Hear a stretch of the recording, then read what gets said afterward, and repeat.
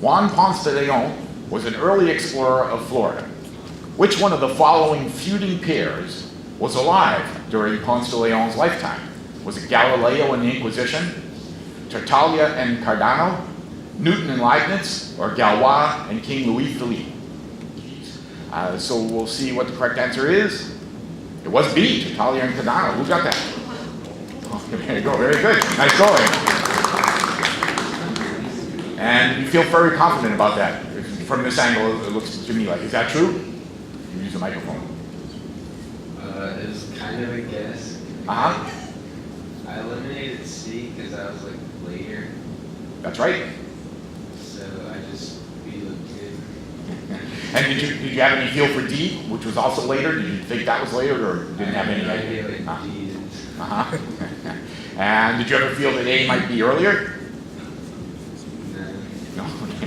Well, you picked B, so I shouldn't ask so many questions. That's exactly right. Good reasoning. And so we'll see now what the score is for the four people. So Ross, by getting that one right, is in first place now with 700. Is a little bit like the last game. And then a three-way tie for second between Cameron, Franklin, and Zazon. No, we wouldn't do that. All right, here comes question 5 for 500 points. Which one of the following numbers is a perfect square? Oh, excuse me, one of the following numbers is a perfect square. So we assume that. And now which one is I won't read them all because it takes forever, and it might confuse you, but you can see them, and they all start pretty much the same and then have different last digits. That's the correct answer. So 3 people got that right. Very good. So Ross, that was the last second. Yeah. And you got it? No. No, Ross did.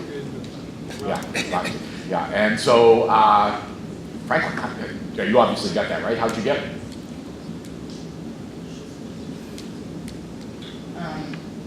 It was somewhat of a guess, Mm-hmm. but I figured that there are a lot of I just know that a lot of the perfect squares that I seem to know are divisible by, a lot of them tend to be divisible by 4, and so that was one of the questions. Yes, it turns out all the even ones are divisible by 4. And then, like, for example, so that first one is ruled out because it's not divisible by 4, right? Yeah. Then the second one, if you're going to end in 5, you'd have to end in 25. So that rules that one out. And then the last one, how did anyone rule out the last one? Or did it? How'd you, yeah, go ahead.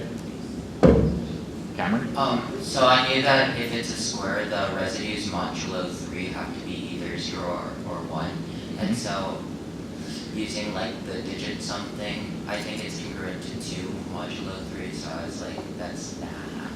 That's not. Okay, there you go. And then also, if you look at the last digit. I mean, so that what you said was right. And then it would be hard to end in 7 for a perfect square too, I guess.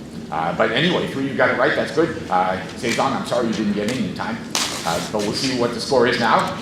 So we have Ross in first place with 1,200, then Cameron and Franklin 1,100 each, and Zazon still there at 600.